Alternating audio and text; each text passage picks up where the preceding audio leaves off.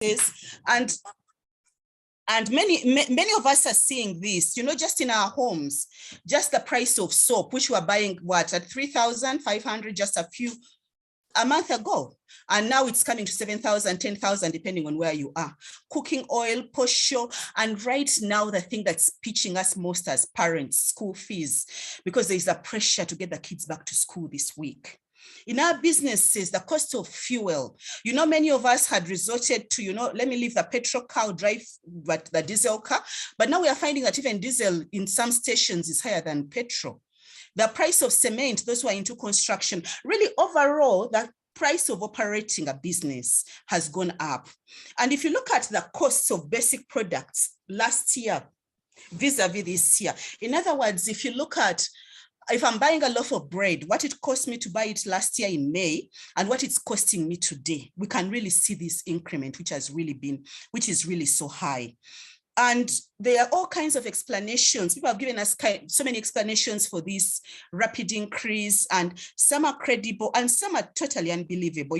Someone would tell you, the increase is because of COVID-19, and you say, okay, yeah, maybe that's a likely cause.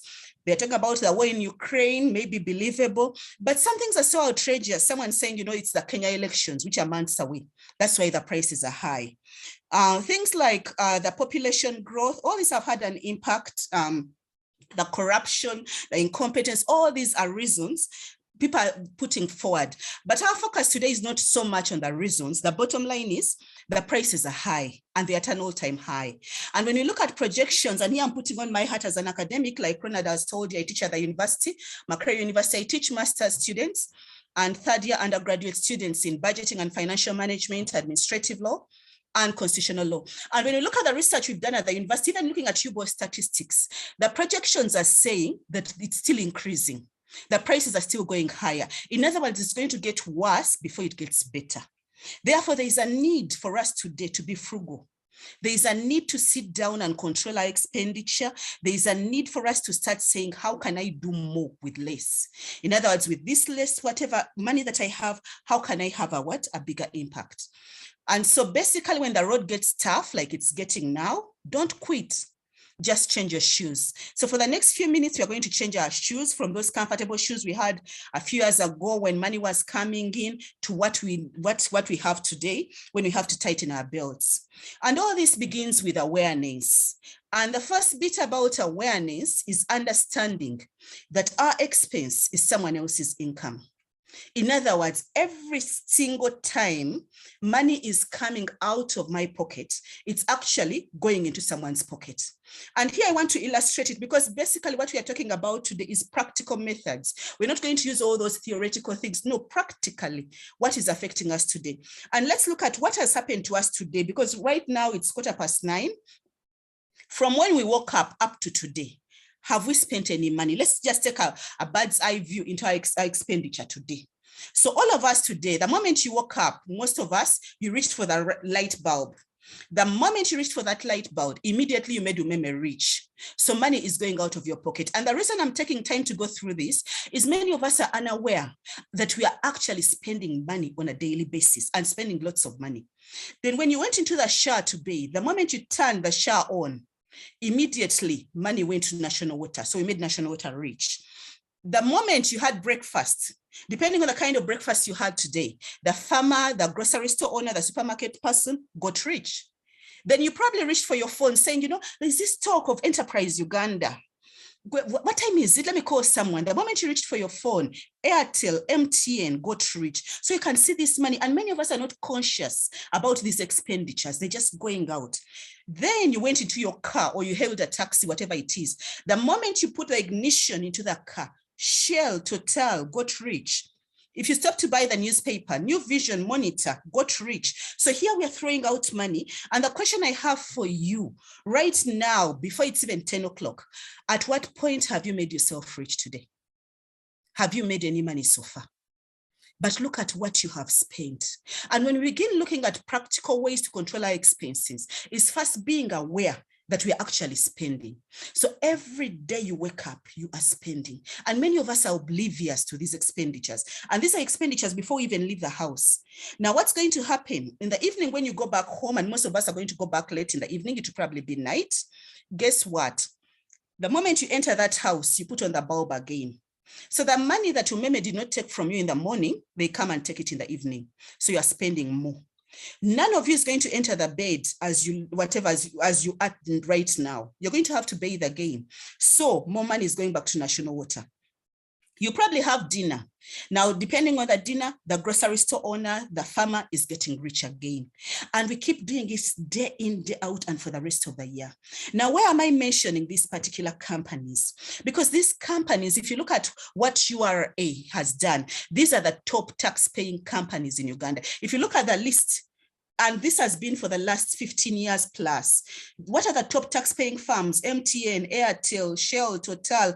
These companies are already rich, but you, with the money that you're struggling to earn, you're even handing it over back to these already rich companies on a daily basis. So in other words, many of us have become like a water pipe.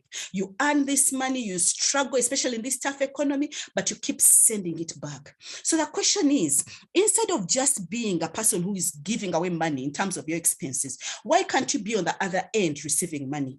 So I'll talk about myself. Now, me who has shares in Umeme, and this costs less than 200 shillings. I want you to think about that coin, the 500 whatever coin. Already, those are more than 2 shares, whatever, of Umeme. Less than 200 shillings. MTN, every time you're making a call, you're making MTN rich. It costs less than 200 shillings. New Vision, just about that. In other words, these shares are not expensive. So when you're on the other side, you are spending. Now, me who has shares in Umeme, I am earning. And this is what we have to start looking at. Can I not just be a person who spends? Can I get on the other side to a person who earns? And one of the reasons, Ronald, I didn't hesitate when you asked me to come and give this talk, is I always want to come and say thank you on behalf of my husband and my children, to say thank you to the people who have made us wealthy. Because by you people spending money on Umeme, now me who has shares, every time you spend money, and I want you to think about it at night, tonight, when you're sitting in the sitting room with your children and you have the light on, somewhere in the bathroom where no one is, the bulb is on, in the kitchen where no one is, the bulb is on. I just want you to see me dancing and rejoicing and saying thank you for spending this money, because I've been wise to move to the other side to the point of earning. So let us begin, and once we understand that we are spending money on these places, then let's move and get to the other part where we start earning that money. And that's just, the day has not ended. We continue throwing away this money because we are looking at our expenses. Really, the whole point is for this to be a practical session where you can see where your money is going. So you can't say that, why am I broke? My boss paid me money on the 30th. And now today, May has only gone 5 days. I don't see where the money is. This is where we go. We throw it away with unnecessary credit purchases. And I've worked in different places like Ronald talked about. I've worked in the development world, in the academia, in the private sector, in government, parastatals, every place. But every single place I've worked, there've been these ladies who come with a vitenji and earrings and necklaces, very beautiful. And I wonder why they let them through the door, but they always let them through. And they come and they say, Barbara, here they are. And I don't have the money. I said, you know what? I don't have money. I can't buy them. And they're like, don't worry, you pay end of month. And somehow we assume end of month is far. For example, today is the 5th. We assume end of month is far, but in 2.5 weeks, the month will have ended. So the month ends. Then after the moment the month ends, now here the bills are due. The Umeme bill is due, the water bill is due, all those bills are due. And now also this lady comes and says, you know, for my necklaces. Now, what I've had to learn the hard way, and this has been hard for me to learn, today, when the lady comes with those necklaces and earrings, and I look at them and I like them, especially for us as ladies, I open my handbag. If I have the money, I buy. If I don't, I don't buy today. Because I realized I've been alive for over 30 years without these necklaces. I'm not going to die without them. And that's the thing we have to keep reminding ourselves. Is it life and death? If I don't buy that new shoe, will I die? And this is where we start saying no to these impulsive purchases. Then the endless social obligations. Now, Corona really hit us hard in the last 2 years. But one of the good things that came out of it, it showed us that we don't need to have 200, 1,000 people at a wedding, you know? And people had weddings with just 4 people. They had weddings with 10 people. and they are married. But now that they've opened up, and guess what? Lent has ended. So we are back to weddings. So all these social obligations have come back again. And I want you to think about, just look at your calendar and look at what is laid out in your evening for the next 2 months. You know, there are all these meetings, right from the graduation meeting, the wedding meeting, the Kwanjula meeting. 3 years ago, I was invited for a baptism meeting, and I was like, no, these things are really getting out of hand, you know? And when you go for that kind of meeting, what do? They look for the richest person around, and they say Ronald is probably the richest person. So that whatever, the pledge form goes to him first, and he puts 500,000. Now you wanted to put 20,000. So you wonder, now how can I put 20,000 when Ronald has put what? 500,000. So you whatever, change your figure, you now put 200. Now 200 would be fine if you only have 1 wedding, but guess what? You have 10 weddings, the year has just started. Now, if you keep giving that figure, where are you winding up? And it's not just the chairman's bag. If it ended at the chairman's bag, that would be fine. But guess what? Whether if it ended at the pledge form, it would be fine. But we go on to the chairman's bag, the auction item, then you have to buy a gift, you know, all those. And if you don't show up, you don't contribute, you know, the kind of blackmail, the cultural blackmail that we have, you know, who will bury you if you don't do this. And they get us into that bit, and we have to keep throwing our money, releasing it. And these are our expenses that come out on almost or whatever on a weekly basis. Then shopping without a list. The day someone told me that I needed to write down a list just to go to the grocery store, I was so insulted. I was like, what kind of IQ do you think I have that I need to write down when I'm going to buy things in the neighborhood shop? But guess what? So I'm dropping into this grocery store just to buy bread and milk for my kids. They are not at the counter where I'm entering. No.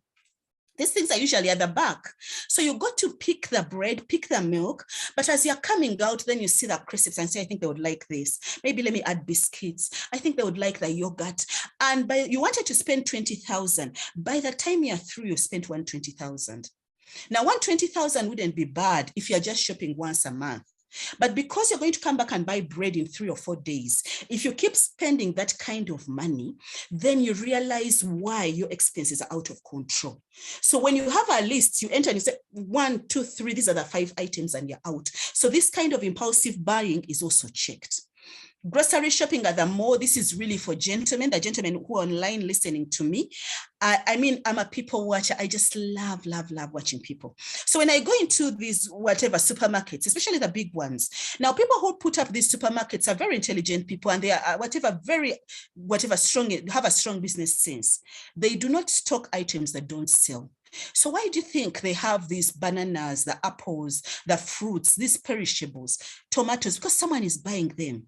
And I look at these men buying tomatoes and buying a small packet of fruits, which has jackfruit and maybe a few pineapples and what. And I feel like telling them, please go to the market. The cost of buying that, you'd buy the entire jackfruit at the market if you just, what you're spending on this. And if you got up early in the morning, you probably then buy 2. But that is how our money goes, and we're spending it in ways which we are not even hardly aware of. And buying retail for shop, buying items at retail prices instead of in bulk.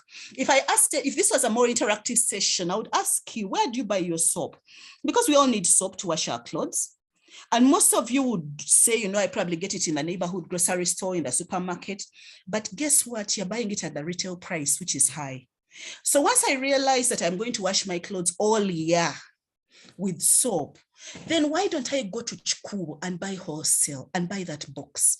If you look at the kind of sugar that you consume the entire year, how much salt and how much rice and flour and posho you're using in a year, you'll find that there are huge savings that you make if you went and bought in bulk, because the quality is the same, and you bought in Chukwu in bulk instead of going and buying from the grocery store. And I like the way Will Smith puts it. He says, we are spending in other words, we are spending money for people who don't even care about us, and we are trying to impress them. Now this becomes an issue because that's what we are trying. We are keeping up with the Joneses. You know, they should see me driving this car. They should see me shopping here. And that's what gets us into trouble. So what do we need to do? We need to have a budget. And the way Dave Ramsey defines a budget is telling your money where to go instead of wondering where it went. So right now it's the 5th of the month. If your money and you genuinely, your employer paid you the salary for April, and right now your pocket is blank, you have no money in your account, that means you didn't budget. In other words, your money went somewhere and you're wondering where did it go. If you had a budget, right now, the moment your money came, you'd be the one directing it. I feel this money should go here and this one should go here, instead of sitting back and wondering where did it go. Now, in terms of expenses, and that's the point of our discussion today, we need to start controlling this expenditure. And I want to give a simple illustration of mineral water. And I use this because people tend to complicate these things of personal finance. They make it seem so hard. And anyone who's heard me talk before, I'll tell you that personal finance, all you need is P5 math. You don't need an MBA and SCCA for you to understand your personal finances. If you pass P5 math, until the rapture comes, you never have a problem managing your finances because it's simple addition, subtraction, multiplication, basic. So when we are controlling expenditure, instead of starting and telling you, how can you save 1 million shillings? Let's start with how can you save 1,000? Because the moment you get the concept, then it helps you to control expenditure in different items. So I'll give a case study of mineral water. So if I'll get a bottle of mineral water and I'm getting this from any supermarket, any grocery store, it's about 1,000 shillings per half liter. Now, if I go back to the water we used to bathe this morning, if I opened National Water and I put that jerrycan, I collected a jerrycan of water, 20-liter jerrycan from the tap. National Water gives me that 20-liter jerrycan at 75 shillings. I've even rounded it off to 100 shillings to make it easier for you to add. So here is a 20-liter jerrycan, which is being given to me at 100 shillings, which means this 20-liter jerrycan has 40 half liters. In other words, National Water is giving me a half liter at 2.5 shillings. Can you believe you are paying 1,000 shillings as you are buying that mineral water bottle? And I don't want to campaign the companies that make mineral water, and they don't, but do they have to make the profit from you? You're paying 1,000 shillings for something that actually costs 2.5 shillings. Do you see how you're throwing away money? And then you're wondering, how come I don't have money? Where can I begin to save? There are basic places you can start. So, but what is important in controlling our expenditure and controlling our expenses is whenever you are saving money and you're controlling expenditure, you should never, ever compromise quality. I.e., if I got this water from National Water and I just drank it without boiling it, I'm going to end up getting typhoid. And that will mean that the savings I was making, I'm going to spend it on electricity bills. So let me boil my water. And if we look at doctors, how much water do we need to take a day? And I'm using a simple illustration for you to look at where else you can save in your life. So the doctors tell us we need to have about 6 glasses of water, maybe let's say 5 of them per day. So I'll compare myself and Ronald. So Ronald goes and buys 5 bottles of mineral water a day at 1,000 shillings each. He spends 5,000 shillings. Now me, I go to my tap, I open from National Water, I get 5 of them, which will be 2.5 shillings. I boil it because I don't want to get sick. I boil it, and when I boil it, probably it's now 50 shillings. And I put this water in a pot. You know, some of you who are listening to me have not even drank pot water of late. If I got a glass and poured pot water, which has been smoked, and I pour a National Water, you find the pot water is even better. So I boil my water, I put it in a pot, and each instead of 2.5 shillings, it now becomes 50 shillings. Five of them, 5 half liters, would be 250 shillings. So where Ronald is spending 5,000 on mineral water per day, me, I'm spending 250 shillings. Same product, same quality. In 10 days, he spends 50,000. In 10 days, I spent 2,500. In a month, same products, just water, he's going to spend 150,000. Now, for me, in a month, in the same product, I'm spending 7,500. Now, do you see that I am going to have money to save and invest, and he won't? Now I'm giving mineral water as an illustration. What I want each of you to go back and do this evening when you go home, sit down and reflect and say, what are the places in my life today? Because I'm seeing the prices are going high. They've told me they're going to go higher before they come stabilize. And because of that, I have now to go back and revisit expenses in my personal life and expenses in my business life. Where can I save without compromising quality? Just go and sit and start making that list. And when you start making that list, you're going to see the places where you can begin to cut. And usually when I tell this to men, they say, Barbara, for me in my home, there's no place I can go. You go to the bedroom, to the sitting room, the kids are there, I can't think. I go to the bedroom, it's pink. She's painted it pink, it's her room. Maybe the only place I can breathe is the bathroom. Fine. This evening, go and sit in the bathroom with your notebook and pen and say, where can I cut expenses and not reduce quality such that I have more money, which I can set aside and spend. And here I also want to give another illustrations in terms of entertainment, because most of us think that when we go on this spree of saving money, we should be so miserable and we should suffer. No. And here the example is the zoo. So some of you could have planned a holiday that, now I'm going to take my kids. The moment we get out of this whole lockdown, like now, we're going to go to Maction Falls, National Park. We'll go to Queen Elizabeth National Park to see, the elephants and the lions and the what. But guess what? Going to the national park, just the drive alone, that's money. You need a place to stay, that's money being spent. Then you're paying to enter the national park, then the eating and all that. But you could get the same animals, see the same animals by simply going to the zoo. So by going to the zoo, which costs basic money, barely very little money, you're still seeing the same elephant that you'd see in the national park. You're still seeing the same lion, the same giraffe.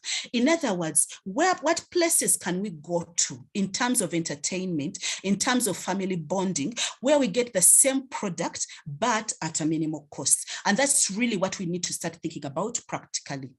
So how can you reduce these expenses? And here I'm going to be drastic because this is what Ronald asked me to do, to talk about practical ways. And as I'm being drastic, I've really come today. Maybe I didn't introduce myself properly. I've come as a financial singer, as a singer. You know the singer? The singer is that paternal aunt, when your parents have something to tell you and they're fearing to say it, they say, send them to the singer. She can talk to them quite frankly. So to me, I've come as the financial singer to talk about those things that your husband is fearing to tell you, your wife is fearing to tell you, your friends are fearing to tell you about money. So for me, since I'm just going to be here today, I may as well tell you, and you can pick out what works for you. So how do we reduce these expenses? I'm beginning with rent, where you are staying. And here I'm going to be frank and tell you that it's way better for you to rent to own a house in Dansana than to rent in Nigeria. We have this thing of I have to be in Nigeria and drive that Subaru when you're renting. So for those of you who've been renting for 10 years, just know that in those 10 years, your landlord has built 2 houses. You've been renting for 20 years, he's built 4 houses at your expense. It's way better for you to have a 2-room house, 2-room Tsengediro, which is yours, than continuing to spend a lifetime making a landlord rich. Then secondly, when it comes to school fees, because this is a major pinch, every parent listening to me, especially mothers, the moment you have your first kid, everything you want the best for that kid. When it comes to school fees, and banks have taken advantage of this, they've come up with all these kind of products of school fees loans. So your money is all going there. Now I'm going to go to the extreme, both extremes, because many of us are kind of in between. There's the extreme of UPE schools and then international schools. So many of us are in between, but I want to address these extremes so that I talk about wherever it is that you are, and what adjustments you need to make. So UPE, and many of us having studied and we are now corporates, we speak English, we kind of despise these UPE schools. But what are UPE schools? UPE schools are Uganda Road, Nakasero, Chitante, Bat Valley. These are the schools that made us what we are today. But somehow when we get up here, we say, my kid can't go there. But I went there. And something happened to me. This is about 6 years ago. In primary, I went to Uganda Road Primary School. So my former headmaster, Mr. Almeida, passed away, and we had a memorial service for him. So I went to this service, and what shocked me was, when I was at this memorial service, the teachers who taught me were still there. The syllabus hasn't changed. It's now being rectified today, but it hadn't been changed. And which meant that even as we go there, these schools, we despise them because we have that thing of their UPE, but children are still going to those schools and they're performing. Now, when I come to the university and I talk about my students who are in third year and my master's students, you're going to find over 60% of them are coming through UPE and USE schools. But somehow for us, we feel, my kid has to go to international schools. They have to go to Turi, they have to go to what, and we are in debt and we are mortgaged. And right now we are so stressed over school fees, yet the end product is the same. And the reason I'm talking about the end product being the same is I want you to think about it. Now, here is my child in UPE, but because the students are so many, what do? I now have to talk to the teacher and say, can my child sit in front? And maybe they are weak at math. Then I'm going to get them a teacher to coach them in math. Maybe I feel their geography performance is not good. Then I'll request, can they sit next to that student who is the best performer in geography? The same discussion I'm having in UP is the same discussion I'm going to have when my kid is in the international school or in private school, to whatever. So I'm having it here, but it's the same discussion that I'm having over there. Now let's fast forward. My child has gone to UPE, they've gone to Uganda Road, they've gone on to USE, they've come to Makerere. Now Ronald's child, and I'm picking on Ronald because he's uninvited me. Ronald's child has gone to Turi, they've gone on to Harvard. These are the best schools, Harvard University, and they've graduated, they've come. Now they have come to a job in Standard Chartered. Do you think they're going to say, because Ronald has spent $200,000 on the child's education, therefore his son should start as a manager? No. They're all going to start as bank tellers. In other words, that amount that you spent on education becomes moot when it comes to the end product that we want our kids to get jobs. They're all going to start as bank tellers. And moving from being a bank teller to becoming an officer is they're not going to look back and say, you know, they went to an expensive school or they did what? No, they're going to look at their performance on the job. So in other words, and this message goes out specifically to mothers, we should stop sweating over school fees.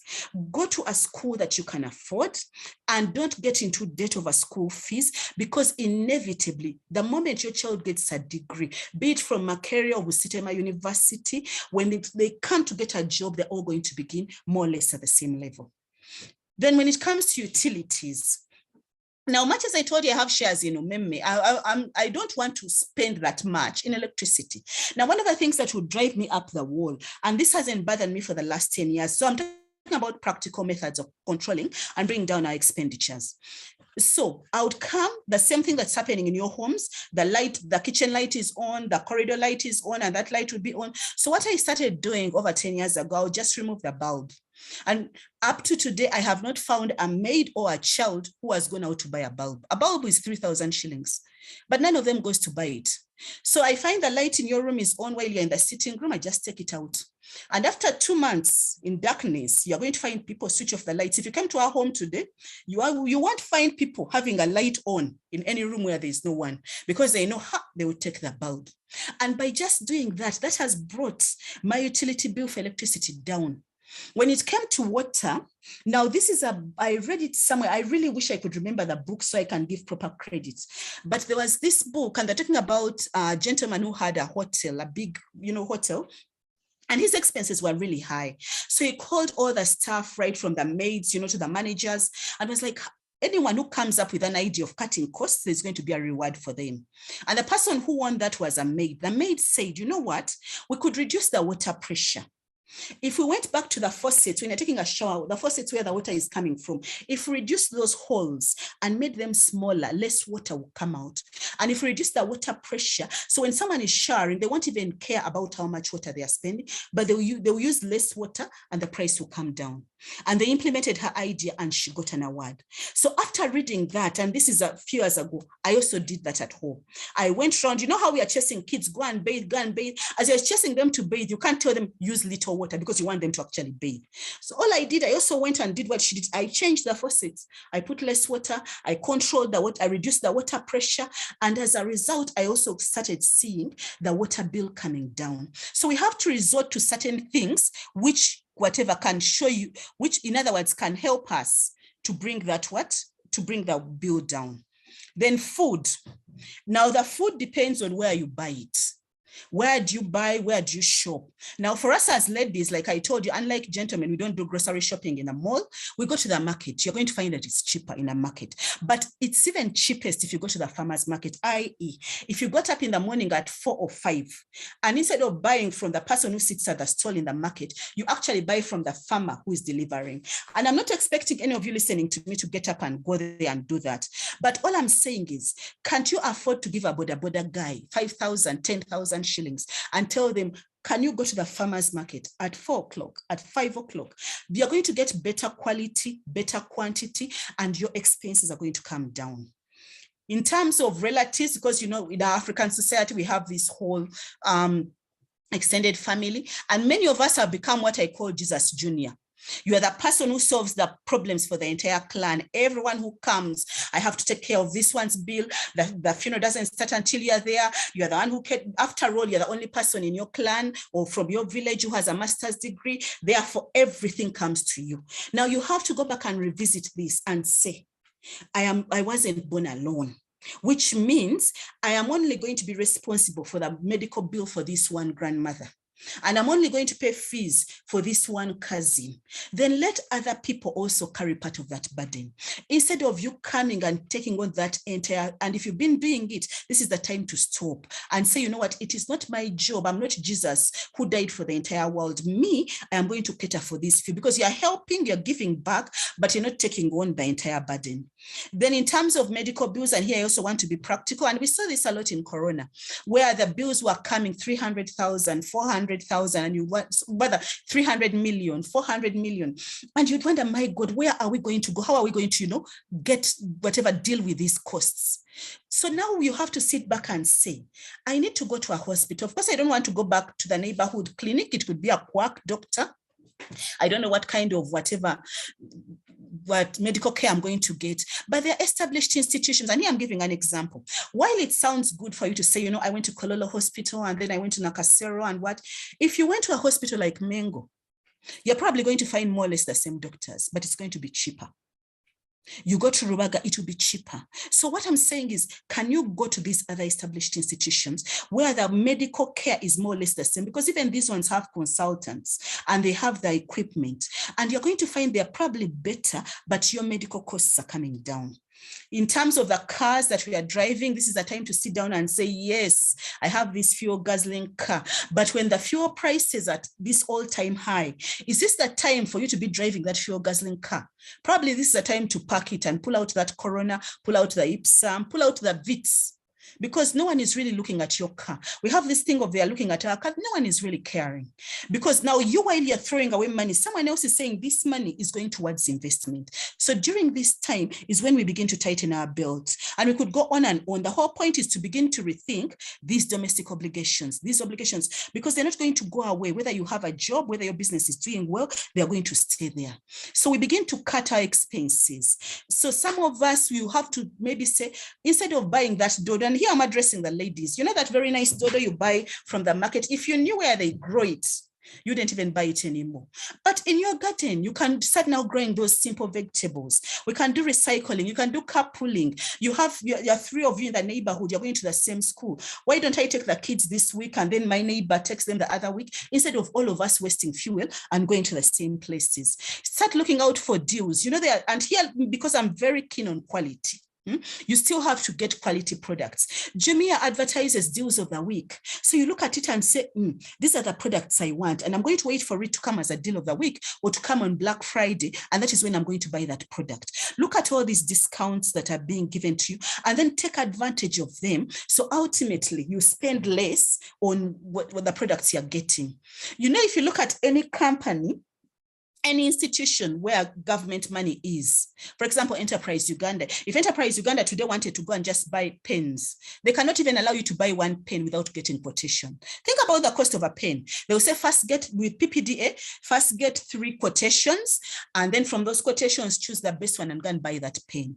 Now, if government of Uganda, which is so rich, and government institutions which have way more money than you, go through the process of getting quotations, this is the time to also realize I should be doing this in my part personal life. Let me first window shop. Let me compare prices before I go and make these purchases. You should be able to distinguish between the needs and wants. Not everything. Now, this is a time you say, yes, I know that I'd like to, whatever this is a want. I want to now spread and have this party. But at the moment, that can hold on. Yes, my child has graduated, but do I need to do what kind of cake and what? No. Before they have a job, maybe this expenditure shouldn't be going. So begin to look at the places where your money is going. Live below your means. And here I'm saying, and I want to be practical, you are earning 1 million, you should be living on 500,000, 50%, i.e.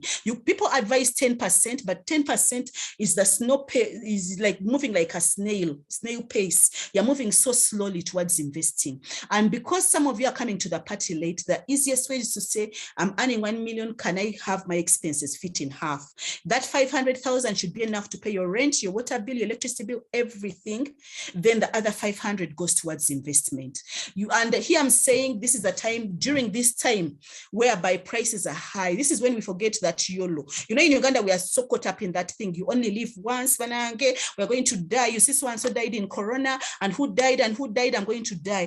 Now, I've seen those people whereby let me enjoy my life, and you're in your 30s and you think you're going to die in your 40s. God is going to punish you and keep you here until you're 90. And you're going to have 50 years of misery because you did not check your expenditure and invested. And what you should do is, in terms of investment, pay yourself first. And this means before I pay that bill to Umeme, where I'm making Umeme rich and National Water rich, have I invested? And the easiest way of doing it is getting the emotions out of it and automating those payments. That means I put a standing order on my account and say, the moment finances hit my account on the 30th, can I immediately take off this money for investment and put it in the different investment vehicles? This is very important, because if you don't automate, what happens is this week I'll feel like investing, this week I'll feel like saving, and the next week I won't. This month I feel like, and the moment we become that emotional, we wound up not moving forward. In terms of our businesses and controlling expenditures, we have to have separate accounts for our businesses and separate accounts for your personal. Yes, you are the entrepreneur. Yes, you started this business. You are the owner, you're the CEO, you're the majority shareholder. But the moment you start looking, for example, like right now, the kids have to go back to school. The moment you're going into that business account to get money for your school fees, just know that your business has started falling. So you need to have a separate account. This personal account is one that deals with my personal things. And even in your business, you should have a separate salary, a fixed salary, and say, yes, I am the MD, but my salary at the moment, depending on how your business is doing, is 200,000. Now that is the only money I'm getting. Even if, yes, there are no tomatoes at home, I cannot go and get money from that business. Then right now, in this period of whatever, where there's a credit crunch, where whatever inflation is high, this is not the time to undertake heavy capital expenditure. In other words, this is not the time to say, you know what, let me put up a 3-story building. Right now, it doesn't help you. Because right now, liquidity is important. So those heavy expenditures, you can say, this one, I can hold on and carry it on 2 years from now. This is not the time to reduce the liquidity. And now, a special message specifically for men, during this time, please put off getting a second wife. And there is an economic reason to this. When you get that second wife, the new wife now wants everything the first wife has. She's going to say, the first wife is staying in Nigeria, even me, I want a house in Nigeria. She's driving this car, even me, I want that car. And do you see how your expenditures begin to double? And she has 4 kids, so even now this one starts having, I also want to have kids. You're winding up in a situation, and I'm sure you've seen them. Now you get a 3rd wife, now the expenses are tripling, 4th wife on, and you're seeing this situation whereby someone has a group of kids who are graduating, attending graduation at the university, and buying Pampers the next day. So have the right friends. They say your network is your net worth. This is true. Who are the people you're hanging around with? Are those people cutting costs, or are they showing off? Are these people living artificial life, or are they genuinely investing? These people are going to determine how well you're doing. So right now, if your financial situation is precarious, look at the people around you, because ultimately they are determining how you are performing. So you need to sit. In the next 2 minutes, I want each of you to sit as a CEO. Many of us who are not yet CEOs, you want to be a CEO. But I'm here to tell you that all of you listening to me are already CEOs. You're the CEO of your life.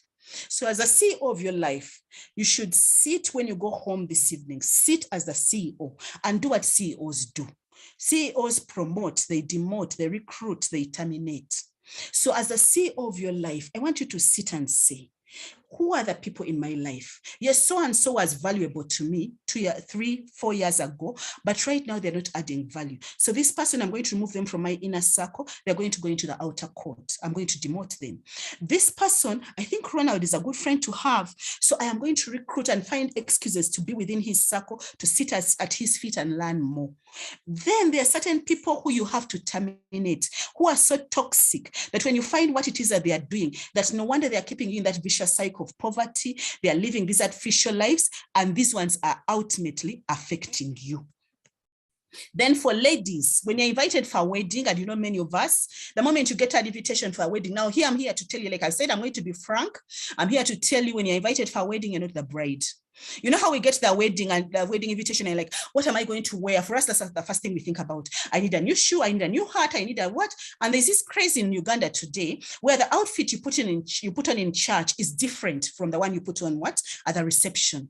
But really at the wedding, they're only looking at two things, the bride and the cake. They're not even looking at the groom. And many of us, now the economy has opened, the weddings have started. So I'm here to tell you, just make a resolution and say, for the next how many years, I am not buying another dress for a wedding. Now I'll tell you this, and because for us women, shopping, and I remember telling my husband this on our honeymoon, that for us shopping is therapy. When you go and shop, you know, the mood changes. Now, if you look at your clothes, when you look at the 80-20 principle, we are actually spending 80% of our time in only 20% of our clothes. So ladies, when you feel that urge of I want to shop, instead of shopping elsewhere, can you shop in your closet and say, this 80% that I'm not wearing, let me, you know, that is where I should be doing the shopping. And if I go back to these functions, if you invite me for a wedding, to me, I don't buy outfits for a wedding. I'm going to go and have my suities and my mushananas. I'll just go and put on that. And I especially love my suiti, the white one, Mother's Union. When I come for your wedding, it's only one and it's white. When I come for the wedding and I put on that suit, they even lift people off. You know how you come to a function and they tell people, get off the chair, and they create room for me to sit. And someone else has gone, they've bought this, and no one has ever said, can you believe Barbara disrespected my function? She didn't dress up for it. And for me, I have not wasted that money. And you have wasted 500,000 to attend a wedding, which no one cares about. And this is for those who are not yet married. Like I've said, I'm going to be frank. A wedding is one day. So please, for the next year, don't put us on pressure to come and spend 50 million, 70 million on weddings. It's one day. The marriage is a lifetime. It's just one day. And even the food that is there, each of those people coming for your wedding can eat that food elsewhere. So instead of spending 50 million on a wedding, can you get 30 million of that and at least buy your house or build a house, such that instead of getting into that heavy expenditure, especially in this period. And yes, I know I'm early, but I need to talk about this Christmas. This is already whatever is 6 months away, but I need to emphasize this because these are heavy expenditure items. You see people being broke on Christmas. Christmas, first of all, is Jesus's birthday. It's not your birthday. So I'm saving you such that when December comes around 6 months from now, you don't spend 2 months' salary on one day. Because even Jesus is there sitting and saying, look at these people. They're getting into debt over my birthday. Really, should they be doing this? And in Uganda, we have this big exodus, you know, of going to the village during Christmas. Now, I also have to say that Jesus was not born in my village and was not born in your village. So if Christmas time, you actually want to go to Israel, by all means go, because that's where Jesus was born. But this thing of going to the village where the costs are 3 times, and then you come back, it's still 3 times. You're throwing away money. Wouldn't it be better if I'm going to see my mother, I send her that money on mobile money, and then you go in February where the costs are normal and even spend 3 weeks with her? To me, I believe that that's better expenditure on your part. I also want to talk about, as I conclude, talk about debt. Avoid debt accumulation. In other words, if you're already in debt, even if it means paying 10,000 shillings, start paying off that debt, because the interest on that debt is accumulating. And if just take whatever step, because some of us, we put our heads in the sand like an ostrich, you know, I don't know that debt is there, but it's there and it's compounding and it's increasing. And once this debt has been paid off and God has blessed you and you've paid off this debt, please don't rush to borrow. Because you know that banks are very good at that. As you're paying off, they say, can we extend? Can we give you a top up? Don't go back in this era. And also it's important to speak to many of you as business owners and as corporates. As your business is closing, you're thinking of what business can I go into? The other one didn't work out well. I'm a corporate, I need to diversify my income. Where can I go? Please, please, please avoid Ponzi schemes. These get rich quick schemes don't work. If something sounds too good to be true, avoid it. There's no shortcut to being wealthy. It's not there. And here I could go on and talk about many of them if I had more time, right from the world ventures, forex trading, I could go on and on. But what you need to do, how do you distinguish between a legitimate business and a Ponzi scheme? If you cannot explain a business, because like I've said, business and investments is very easy and straightforward. If you cannot explain a business and investment to your grandmother in your local language in 3 sentences, don't do it. In other words, what business am I involved in? I buy this product at 5,000 shillings. I sell it at 7,000 shillings. I've made a profit of 2,000. Simple. They've given me this job. I have this appointment letter. They've said as long as I fulfill these duties on a monthly basis, at the end of the month, they'll be giving me this amount of money. Simple. But if someone says, you know, when you get into this, then you recruit 4 people, then they do this run. Those are the Ponzi schemes that take away our money. Lending money, never ever lend money. You're not a bank. Many of us, because we are in Kampala, we have studied, we have the degrees, and we have these corporate jobs, and we have these businesses that are flourishing. We have elevated ourselves to a level of a bank. So whoever comes there, Barbara, I want money, I want. And what happens with lending money are 2 things. You lose your money because chances are the person won't pay back. And you also lose the friendship, the relationship, because they start avoiding you. So someone comes and says, Barbara, I want to borrow 100,000. What do I do? Instead of lending them, I give. I say, oh, I don't have 100,000 to lend you, but I'm going to give you 10,000. So in other words, I have given them, this person now can find 10 other friends, each of them giving them 10,000, and they make that 100,000. Instead of me lending them 100,000, and every time I see them buying a new shoe, in a way I feel bad. Can you believe she's buying a shoe before she pays back my loan? But the moment you give them, you don't feel that bit of, can you believe they are doing this? And on the bit of giving, finally, it is important to give to charity. In Christianity, we call it tithing. In the Islamic faith, it is zakah. You need to give. But even as you're giving, you should give on budget. That is what I want to underline. So for example, my business gives me 1 million shillings a month, or my job gives me 1 million shillings a month. Then I'll say, you know what, my charity budget is 100,000. So Ronald comes to me with a problem, I give him 50,000. Mary comes, I give her 30,000. Another person comes, I give them 20,000. At that point, my charity budget is exhausted. So when the next person comes, I can't help them because that line item on my budget is exhausted. But, you know, as people, human beings, I may find that, no, I think this case I really need to help. And I wind up giving another 40,000. You should do exactly what financial institutions do. That means I have got an overdraft on next month's charity budget. So next month's charity budget, because I've got an overdraft, instead of it being 100,000, it is now 60,000. So this means I'm getting the blessing of giving, but I am not getting into debt. I am not getting into that bit of all my money has gone out and I'm angry at these people and I don't have money for investment and my expenditures are high because I'm in the issue, whatever giving, whatever trying to give people. So I want to end by saying, make a decision and take action. I've talked about so many things, but you don't, some of you are listening and saying, yeah, you know, Barbara talked about, but just choose one thing and say, this is what I'm going to do. So some of you have listened and you're sitting like that boy in the ball. Some of you have taken notes, is this boy holding the ball, but the person whose life and expenses are going to reduce is a person who gets off the bench and takes action and say, you know what, I'm going to go home and try that thing Barbara talked about. I'm going to get out the bulbs from these kids' rooms and I see. You'll see how your bill will come down. I'm going to change that faucet of water. I am going to start investing. I am going to change the friends I'm hanging around with. I am going to now look at the places where I can cut down expenditure without compromising quality and just begin to take one step. And that's going to change your expenses during this period. I want to end by saying that the best way to predict the future is to plan for it. So right now, this is a good time as any to start planning our future. Thank you so much. Over to you, Ronald.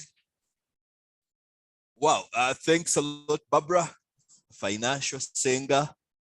Clearly, this is a message which you have to swallow when it is hot. Thanks a lot. I want just give a shout out to Barbara, a couple of comments in there. A couple of people are saying thank you for such light bulbs from Rachel. Thank you. A number of people are coming through. Please just give a high five to Barbara. Barbara, thanks a lot for the submission. I personally have been reflecting on a couple of the points which you have made, and I think there is no simple way of swallowing this message, especially in the period which we are in. And you highlighted that as you began, that the reality we are in is a tough one. The prices are changing. From you are in the research fraternity, and you are telling us this may just be the beginning. So it is a time of anxiety, but you have kind of pointed at where we need to look, You talked about education of our children. We need to peep there. You talked about our households. We need to peep there. You talked about the relationships with our families. We need to peep there. You talked about the relationships at our workplace. We need to peep there as a way of actually bringing this home. So thanks a lot for that. It is such, there are a couple of questions which are coming through. I'll request if you want to make a comment, please put up your hand, ask the question. If you want, you type your question, the chat room will pick that up. Someone says you should strive to also be a financial koja. Well, I think the koja is supposed to be, but you'll have to play both roles, financial Senga on this one. Fatuma says, thanks for the examples which are related to our current challenges. Super. Someone joined in the last 8 minutes and they have learned quite a bit. That is Isaac, who is saying make a decision. She joined for just the last 8 minutes and he picked up some messages. I think Esther says it perfectly. Thanks, Barbara, for telling us the truth without sugarcoating. I think we can't say, Barbara, that your message has been sugarcoated. It would be wrong in all dimensions. It has been given to us quite clearly. I'll give an opportunity to some of us to ask some questions. Please do raise your hand if you want to ask. There are a couple of questions which came through, which I'm also going to throw to Barbara on a number of issues which she has mentioned. Barbara, I think one of the first questions which will certainly come up is this area of education. It is one of the most painful areas when it comes to personal finances. And I think Daniel here said UP schools in Iganga, in Mayuge, in Zombo, you don't know them. That school, it can't accommodate my child. But I think, Barbara, from my question to you on education is, how do you work through that emotional journey of seeing what your financial reality is pushing to you against what you are actually doing, especially the pressure which comes from friends, the pressure which comes from your own children. Some people during COVID have had to make the decision to move children from a school which was possibly paying 1.5 million to a school which is paying 500. And I mean the school which is paying 500 is not a good school, but the child is having that battle. So Barbara, you can advise us, how do we actually work through those emotional challenges? And the second question I wanted to pose to you from what came up is the question of family. How does the couple balance this conversation? It's usually a tough conversation, especially given the fact that many times, even as a married couple, we haven't kind of shared our full financial picture. I could have a loan and my wife doesn't know that I actually have that loan. So what advice would you give to families? How should they approach this season in which we are? Barbara, you can answer those questions. If you have any other questions, please put up your hand and then we will proceed. Barbara, over to you. Okay, thank you, Ronald. Can you hear me? Yes, I can. Okay, great. So the first issue of schools, I think this is where you have to go to. First of all, Ronald, your kids, I'm sure, are going to school, but do I know what school they're going to? And as long as I don't know, I don't have to weigh in. Now, the problem is most of us want to show off. So let me tell people that, my kids are going to Rainbow. Let me tell them that they are going to this place. And the moment you start advertising that, that is when you start justifying it. No one really asks you what school your children are going to. So which means there are certain conversations you have or you don't have. So now it's up to you to sit as a parent and say, when I'm discussing with my friends, the schools my children go to, it's not going to be an issue of discussion. So that takes away the pressure of having to explain why didn't they go back to Namiryango this term. So you take that conversation away. Then with your kids, you have, let me tell you, whatever school they go to, children adjust. They will adjust. So yes, before they were going to this private school, but now you can no longer afford it. You can't afford, exactly as you're saying, you can't afford that school of 1.5. Now you can afford the school of 500. You tell them this school of 500 is still going to get you to the university. But at the moment, if we get 1.5 and we are putting it in school fees, then that means I'll send you with school fees, but you're not going to have any of the school requirements. You won't even have any pocket money, and you probably won't even be able to go to school next term. Now, on the other hand, if I put this money, that is going to ensure that school fees is available for you and your brothers and sisters. This is the time we need to sit and have those kind of frank conversations instead of living on loans, because I see the pressure people have over school fees loans. We have to go back. This is when they say that cut your cloth according to what it is that you have. So to you, that is what you can afford. And yes, someone said the schools in Uganda may not be good, but yes, people, what is better? For your child to sit at home or to go for that university, to go to that school. And to me, I've told you that the difference is I'm coming at this from an academic point of view. When someone gets a degree, really, they are not going to ask. I want to challenge any of you who's been working for the last 5 years plus. When did they last ask you where you went to in primary school? No one cares. Where did they ask you where you went to high school? No one cares. Where did they ask you where you got your degree from? No one cares. The important thing is you got that degree. So whether you're getting your degree from Makerere, you're getting it from Busitema, or you're getting it from Harvard, or you're getting it from where, the bottom line is, have you got that degree? So let's stop trying to say we all have to aim for that, because you're setting up yourself for a losing battle. You have to say, at the moment, this is where I am. I am going to ensure that all my 4 children get education. Instead of educating one child and taking them to this really good school, and then these others don't have access to education. And like I explained earlier, at the end of the day, when they come to the workplace, they're all going to start at the same level. So, and the second part of the question is when you're talking about family, having that discussion. Now, Ronald, you're really hitting the hardest thing. Number one cause of divorce, and this research, you've done it in Makerere and all over the world, number one cause of divorce is finances. And the most difficult conversation for couples to have is a discussion about finances. The moment you start talking about finances, you see the wife starting to roll her eyes. You see the husband getting so angry. I'm tired. We're changing the subject because they don't want to talk about finances. But the moment you understand that unless you address the financial equation, your marriage is on the rocks, then you're going to force yourself. So forcing yourself is sitting down and saying, let's now start talking about this thing. And so if you've not had that discussion before, it helps if you have someone to mediate.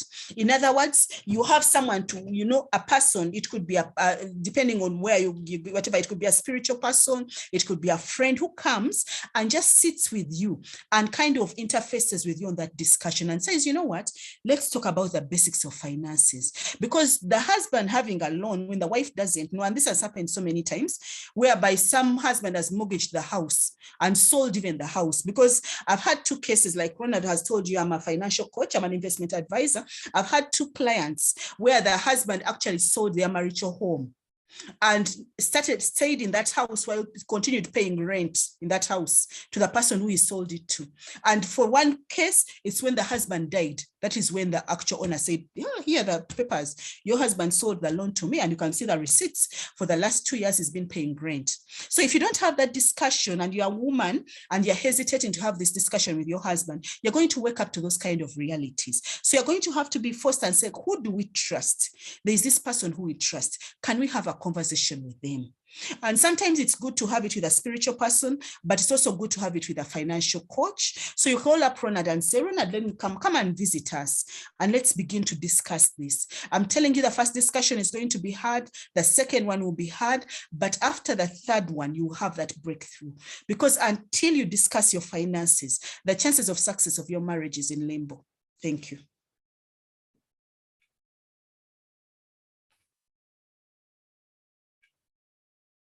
Hello, Ronald? Yes. Sorry, I was just unmuting myself. We have Dennis. Dennis, you can go ahead, just unmute and ask. Hey, thank you, Ronald. My name is Dennis. I'm happy to be here. And Barbara, you sound very classic. Your advice is very important on a daily maneuver of our lives. I appreciate it. And I think, and I just wanted to note, I am also a fluker today. I just got a link of this meeting from my friend and I joined in. I hope I have my colleague Lucas here today. But I just wanted to say that, you see, the advice Barbara is giving is somehow resonates a lot with our, I could say, Ugandan situation, right?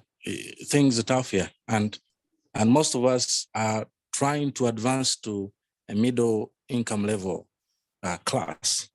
And a lot of things are tough that you have to have a good sense of income to meet all these expenses, but we don't have them. And our businesses that, or our work that pays us don't usually have the gauge to run these expenses.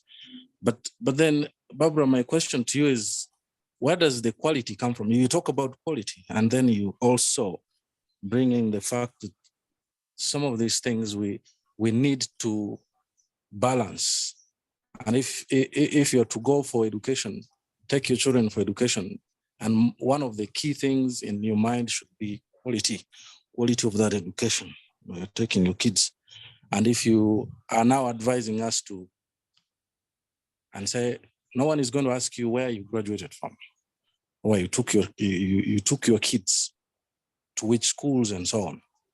Well, I think bottom line, we're not trying to show off, but we're trying to create things for ourselves in terms of quality. You talked about so much about quality. That's why I wanted you to bring that again. And then someone says, you know, the cost of education is rising with a very good percentage. In the next 20 years, we might not be affording education because education might become a rich person's thing. That's right. And I wanted to stop there for now. Thank you. Thank you, Dennis. And you are not a fluker. You are most welcome. We're very excited to have you here on this forum. We kind of cross out the word fluker. You are here fair and square. Thank you for those comments. There is a comment from Thank you, Ronald. Esther. There is a comment from Esther. One of the common challenges of that we grapple with is how to continue supporting our extended families in these tough times. How do we scale back this support without straining the relationship? I mean, if we are going through, usually if the person who you said is the pillar of the family, Barbara, if they are going through a tough time, you can imagine how bad the time is for the rest of the people who have been leaning on them. So how do we make sure that this conversation happens? That's the question from Esther. Millie, you can unmute and also ask your question. Thank you so much, Leonard, and thank you so much, Barbara, for the wonderful sharing. Kindly speak to us about managing business costs. I'm struggling with my staff who are living like they are living 3 years ago, not acknowledging that the cost of doing business is going higher and higher. You talked about plucking out bulbs. I cannot remove bulbs from the office space. We do laundry. You find somebody is throwing detergent around. What do I do? When I get tough on them, they say I'm very, very harsh. And of course, that affects productivity on their part. I'm caught between a rock and a hard place, my sister Barbara. Thank you. Perfect. Rock and a hard place. I think we all identify with Millie. That's how we feel, and here she speaks about her business. So Barbara, you'll address that. Let me take one more person. Damasco, please unmute and ask your question. Thank you so much, Ronald. Of course, I've always loved these trainings. Thursdays actually has always been the best for me. So I wanted to mention something about the removing of bulbs, because sometimes I think also, Barbara, much as I appreciate your presentations, but there are some, of course, some lines I wanted to comment about, like removing bulbs. I think there's always the best way of doing something, because also we have to look at the safety of the kids in their rooms. So I have a feeling that maybe if someone continues thinking, there's always continuous improvement. If you look at, instead of removing the bulbs, what about if you did automation? There are those occupancy sensors where lights will only come on when the kids are occupying the room. Even in offices, those bulbs you're talking about, you can have the motion sensors, occupancy sensors, where lights can only come on when people are in the room, but without compromising safety of the people working in the offices, of kids sleeping in their bedrooms. Then also I wanted to mention something about, maybe Barbara can give more light on this. You see, sometimes in this real world of hustling, we sometimes, from January to December, you find people are really hustling. And you discover that now you start thinking, like, since it is a one-off, going back, say, home for Christmas is the only time maybe you have where so many clients have closed their offices and you have limited work to do. So you utilize that chance. You're like, okay, since I have now time and clients are not so many, maybe people have gone for holidays, let me also close and go so that I come back and compete with the rest.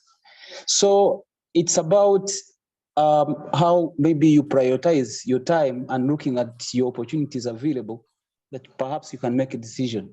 But lastly, about the education thing, Barbara, I think maybe you need to guide us more, because we have this feeling that it's only the education you can give to your kids. It's the best investment you can ever give them, because it's not nice also to give them assets, ready-made assets, which perhaps can help you in your old age. So the best you can give them is the good foundation for education.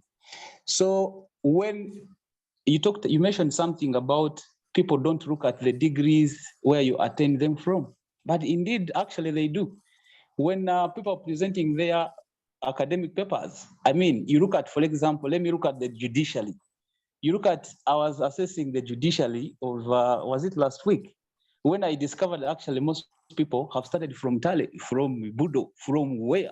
So there's that social capital that you create sometimes when you attend in good schools, because that's where most of the prominent guys study from. So it is very important sometimes that we expose our kids to good schools. Why?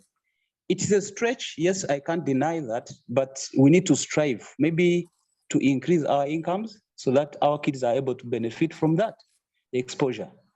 So that's social capital. Last training, I think we had something for social capital. We need it, I think. Barbara, maybe more take on that. Lovely, lovely, lovely. I don't know whether we have one more hand. Maybe I could answer this, because I'll forget. We can take that round. Yes, we can take that round. Okay, so thank you so much. And I really, really appreciate the comments. When you're speaking now, right now, I'm speaking to a whole cross section of people. And that's why we really recommend that in terms of finances, have a one-on-one with a financial coach or a financial advisor, so they can actually deal with you where you are. Now, when I'm talking, for example, I'm talking to a whole spectrum of people, and all of you are in different places. What Enterprise Uganda has done and what I've done is to offer you a buffet. I want each of you to imagine you have gone to this buffet at Sheraton, and there's a whole buffet. There are like 20 meals, 20 different dishes. Now, you can't eat all 20 of them. The whole point is Sheraton is going to prepare 20 whatever dishes for you at lunchtime. Now, you get your plate and you choose and you say, I don't want to get a running stomach and I don't want to get bloated. So what I'm going to do, I am going to have these are the 5 things I'm going to have, and you leave the other 15. So really this presentation cannot wholly cover everything you want, but it covers some aspects that work for you. So definitely, I know there are some of you who can afford education. I also really went to good schools. I went to Gayaza, I went to Makerere, I went to the US for my master's. I understand that. But I am speaking from the point of view that someone who doesn't have that opportunity should not sit down and despair and say, you know, my life is over because of this. So for you who can afford Damasco, and you can afford to take your kids to Ntare, you can afford to get them into, please, by all means, that part doesn't apply to you. Please go ahead and take them. But I am speaking to that person who lost their job in COVID. I'm speaking to that person whose business collapsed in COVID and they had to send them out of the home. They are now staying with a relative. They are there with their 4 kids and they are saying, what can I do? So for that person, I am giving them hope and I am telling them, taking your kids to that nearby school is way better than sitting home and saying, now it has come to the end. So really what you need to say is that, what is it that works for me? So definitely in an ideal situation, all our kids could go to Harvard, they could all go to, you know, to all these schools. But now realistically, when our money has come down, when our expenses are so high and we don't have that same earning ability that we had before, should we put our heads in the sand and cry every day? Or should we say, let me take this and have hope that it's going to get me to where I need to go? Because what is the point of having school fees loans and you are there so bitter? And here I'll talk again about my clients. I can't tell you how many clients I have in their 60s who are so angry and bitter with their kids and saying, you know, all my money went to the kids' school fees. Now I don't have anyone to pay for me. I have to go for dialysis. No one is there. And you're like, why didn't you save? But all the money went to that one avenue and they forgot that they should have diversified and saved a bit to take care of themselves. Because as we are looking after children, it's paying it forward.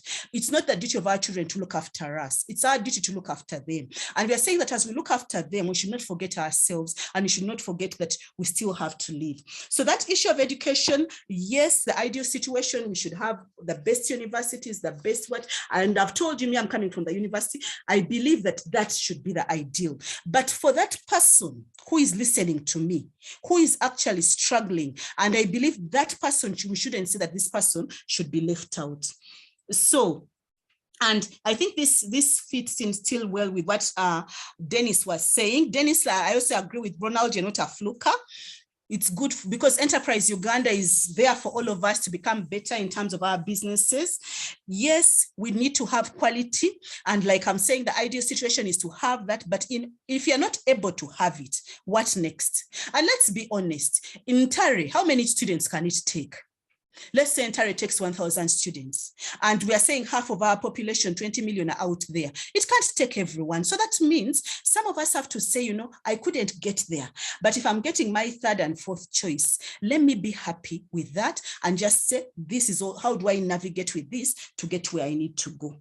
So Esther was talking about how to deal with our extended families. And I think I alluded to this. Yes, before when things were okay, you were in charge. But guess what happens, Esther? If you die today, do you think those people whose school fees you're paying for, whose medical bills you're responsible for, who you're giving a stipend every month, do you think they're going to bury them with you? No. As human beings, we always have plan A, B, C, and D. This means that right now, Esther, they are coming to you because you are available. But believe me, when you die today, Esther, and you've been the one looking after these 20 people, you know, unlike, you know, that Egyptian history where the pharaoh would die and they would bury him with the wives and the cats and the what and the gold. So in other words, that whole family is buried. When you die, they're going to bury you alone. And that very night, those 20 people you're looking after are going to find a place to eat. And they're going to go on and live another 40 years. The moment you realize that, and that is why I alluded to being Jesus Jr. The moment you realize that, then you realize that if I died, these people would now find somewhere else to go. So why don't I let them find somewhere else to go long before I die, because I am dying under this pressure. And to me, I'm a big believer in giving and sowing and helping and charity. But I'm saying, do what you can. You cannot look after those 20 relatives. Choose 2. And say, these are the 2 I can look after. Because even God is saying you, that's what you can afford today. Definitely as your financial position improves, then you can say, now let me make them 4. But at the moment, just say this one and this one. And have that frank discussion and say, I can't afford to do it anymore. Because you really can't afford. It doesn't help you to be in loans. It doesn't help you to be stressed. And remember, that stress is going to result into pressure. It's going to result into whatever. And ultimately, it's an early grave for you. So you have to sit down and know that even when you die, this people will stay there. So what can you reduce the number of people you're looking after? Have a discussion. Let someone else carry part of that burden. Because when you die, they'll still find someone else to look after them. Now, mainly when it comes to your business, where do you cut costs? By the way, I gave the illustration of the light bulb because your issue could not be the light bulb. Your issue could be something else, which is a cost. It could be, and as wives, we know this, the food, when you go and check your dustbin today and you find the food that you bought expensively has been thrown in the dustbin, that could be your issue. So if that is your issue, think about a way of addressing it. So whatever your issue is, find a way in which you address it. Now, if you have enough money and you are like Damasco and you can get the electrical sensors, of course, go and do that. But if you can't, then find a way. Because me, what I'm doing is I am throwing all these ideas out to get you to think. That's the whole idea. Is Barbara said this, I think her idea is wrong, but you know, me, I can modify it in this way. So modify it to what works for you. Because we are all sitting here, we are faced with a question of high inflation, we are faced with a question of reduced earnings in our business, and we are still alive. So how are we going to get through this year? And how are we going to get through the next 5, 10, or 20 years to come? So we have to think of ways in which you can control your expenditure. The idea of this whole discussion is to get you to think that that idea, she said, I don't like it, but for me, I would do this. And the moment you have what you do, I really like what Damascus said. To me, I wouldn't pull out the bulb, I would get the sensors. Now that is a win. Because that means now what he's going to do is going to get the sensors, and that is going to help control his electricity bill. So the idea is, how can we keep reducing these bills, or whatever it is that you feel is an issue for you? So in your workplace, Millie, in terms of the detergent, maybe what you need to do, and here I'm just throwing it out for you to think better. Maybe you had a big bottle, you had a 5-liter bottle that you are giving where you put the detergent. What if you got 3-liter bottles and started giving them 3-liter bottles? You'd find they won't even notice the change. They will still do the same thing, but now all you have done is now you're giving them the detergent in whatever 3-liter bottles. You've saved 2 liters and they're still able to do the same thing. So you have to sit down and say, what would work for me? And when I sit with these people, before I was giving them this amount of salary, when you say you people, before I was giving you a salary of 1 million, now you are 4 of you, I can't afford to give you 4 million. So I'm going to have to let 2 of you go and 2 of you stay. While I'm deciding which 2 of you to let go, I also have another option. What if we reduced and say, no, now instead of giving you 1 million, can we have your salary at 800,000? And then I can keep 4 of you. You're going to find once you have that discussion, they'll be more acceptable to it. So in other words, think about what you say, what can I do in my business, and have those frank discussions, because this is not the time to say, let's put our heads in the sand and act like it's not there. It is there. And guess what?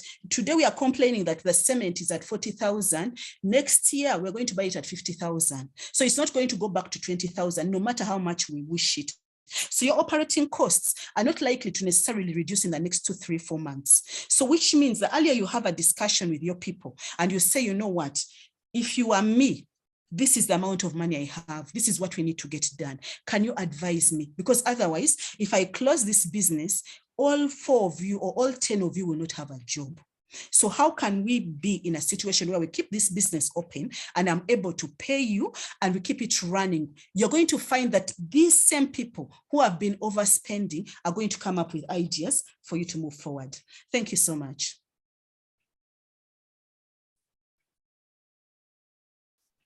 Hello, Ronald?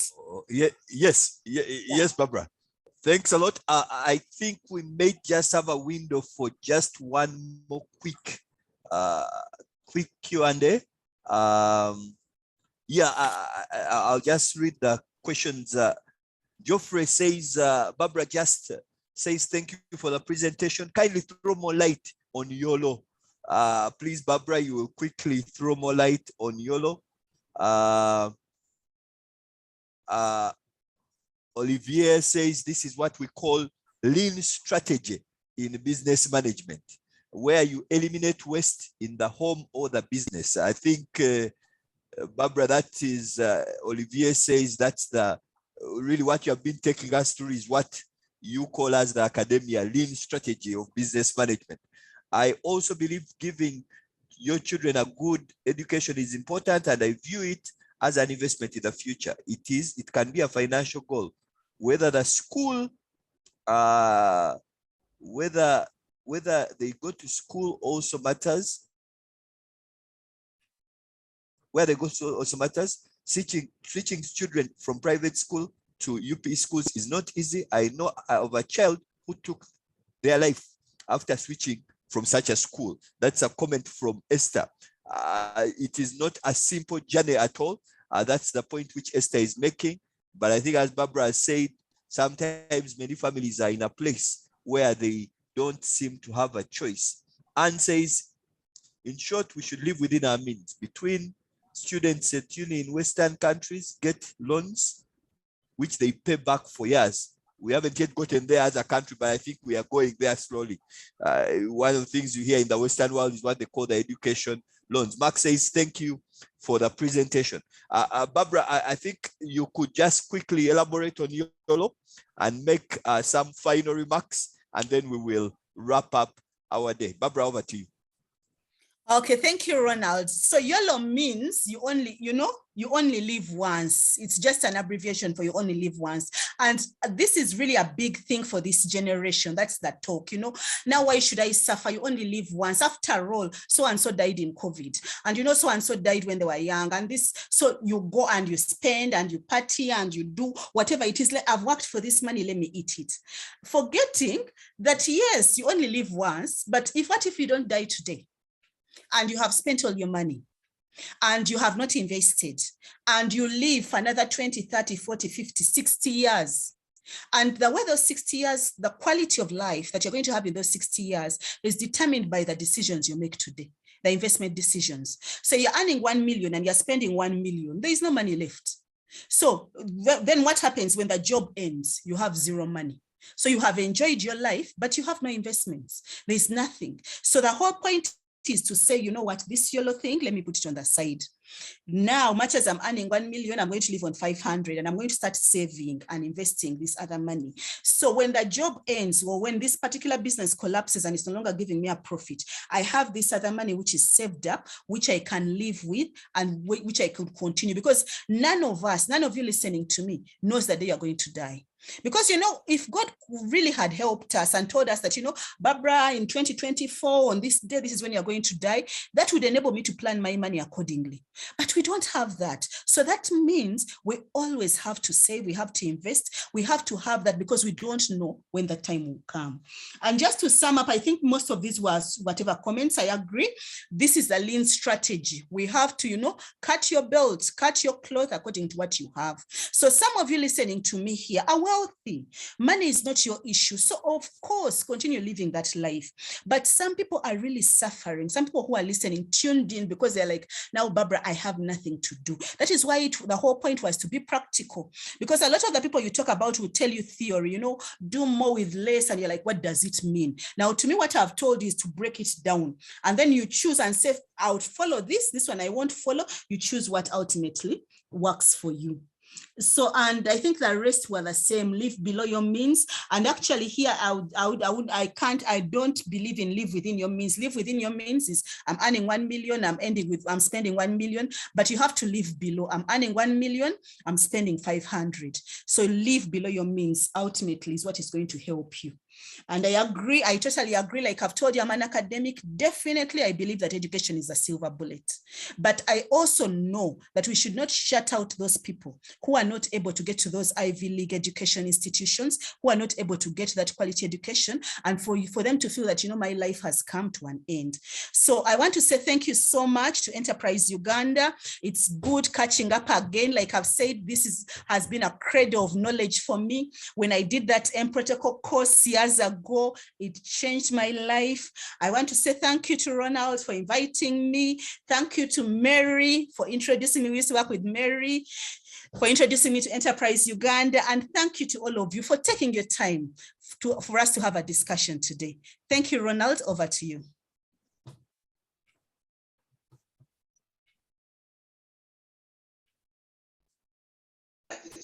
Ronald, we did, Wow. Barbara, we didn't get your contact. Oh, my contact. Yes, Barbara's Okay. contact is right there on the screen. I think you should be able to see it, but Barbara, please be kind and just put it in the chat box also. Okay, It Ronald, you is can type it for me. Can you type it for me? It's 0772 Yes, let 434355. But it's on the screen, as you can see on my 55. screen, it's down there. And if you really need to reach me and you can't find me, call Ronald, he'll get in touch with me. All right, great. I just want to request all of us to just give a thumbs up, just a thank you to Barbara for her time. Just do that in the chat box. You could wave on your screen. Barbara, thanks a lot for sharing your heart with us. It was indeed a very passionate and difficult conversation. The conversations about money are very tough, especially during times like this. They are tough at a family level. They are tough at a wider family level. They are tough at a national level. You have seen the debate about this at a national level.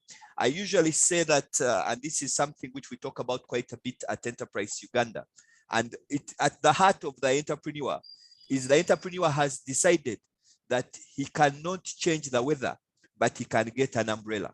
A number of the circumstances we are going through are weather circumstances. Things like inflation, at an individual level, you can't change it. Things like price of fuel, at an individual level, you can't change it.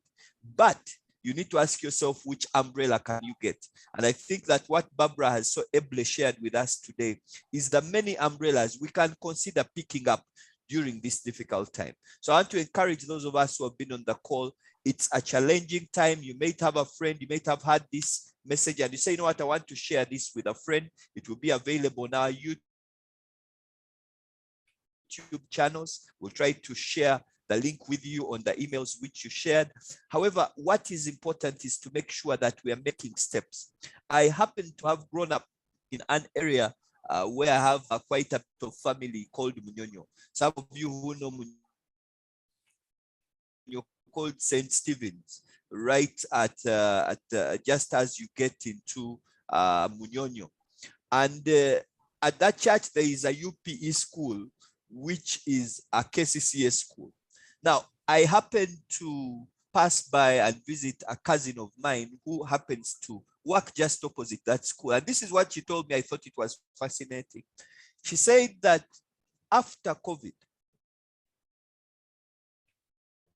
the numbers of this school have more than doubled.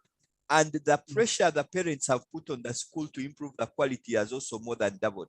Parents are visiting teachers, they are ensuring. She said, and this was, I'll try to quote her. She said that children from this school used to walk away at about midday. Some would walk away, but we see that they will sit in class all the way up to 5 o'clock. And that is something which is happening at this school. And sometimes even on the subject, which I think has been most contentious here on education, it is that we are all going to ask, how do we compensate? Because as Barbara has mentioned, there are people who are between a rock and a hard place. They are tough questions. They have been thrown out of their homes. because they can't parent. They have had to move back with family. The school fees is not there, and this may be the only option. But even though that person has no work, they can be an involved parent, and they can, how can we make this school work for us so that we give that a chance to our children to be able to win. I believe that there is a strong sense of community which we need to do, that we are all going to have to hold hands and actually walk out of this tough situation. Because what clear is that, and I think Barbara said this, that the challenges we are facing are not about to end. Some people thought COVID was bad, but you see it, you go to, those of you who have gone down to Chikubo, and you find shops which have closed. You enter any average mall and there are shops which are closing. You talk to someone and says, I've been out of work for 3 years. That is the reality which we are dealing with. However, we need to make sure that we even win during this period. And I think it's going to be difficult. Barbara, someone said this earlier, thank you for giving it to us straight. Is it a simple message? Not at all. It's been a tough message. It's a hard-hitting message. But I believe that those of us who have taken part, we can pick a message or two and see how we can win. Once again, thank you for joining us. We still have business health checks, which we are offering as Enterprise Uganda. If you are interested in having a business counselor visit your business, please do express your interest. You can express your interest in the chat box. Just post your number and say, I am interested. Someone in our team, you can post your number in the chat box. We'll follow up to be able to kind of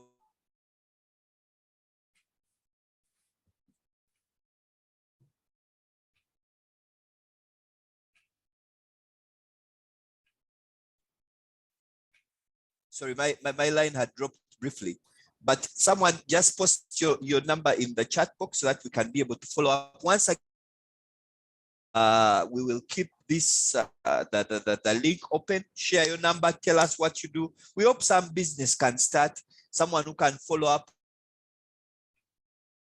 on you, someone you may be looking for a service, and someone who can offer it is here. Please type your name and the business which you do. Once again, thanks a lot, and we'll meet again next Thursday at exactly 9 o'clock. Have a blessed week, and may you be able to make the tough decisions which have been which we have to make. And those of you who run businesses, keep fighting. You are at the front line. You are the one who makes sure that a job is still available to that employee of yours. Please keep fighting. Don't stop, so that we can be able to walk out of this challenging period. All the best and have a lovely week. Bye.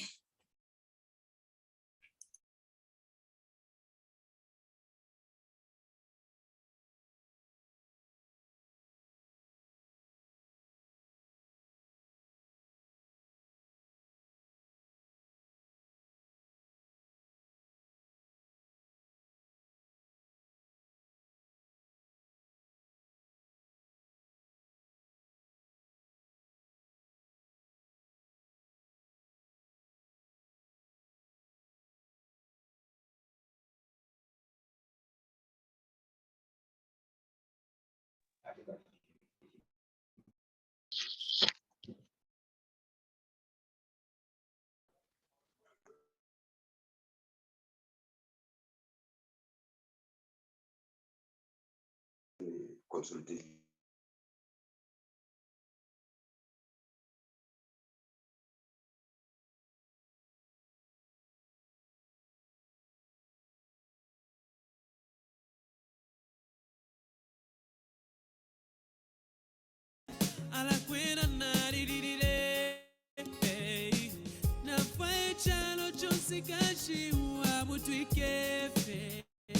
Ushifishi ukonga ifya kusenda no kusana pia na pachite mwiko chale saome Chalo, chalo, chalo shima wama Osas konkeza Uzavera mochave Chalo, chalo, chalo shima wama Osas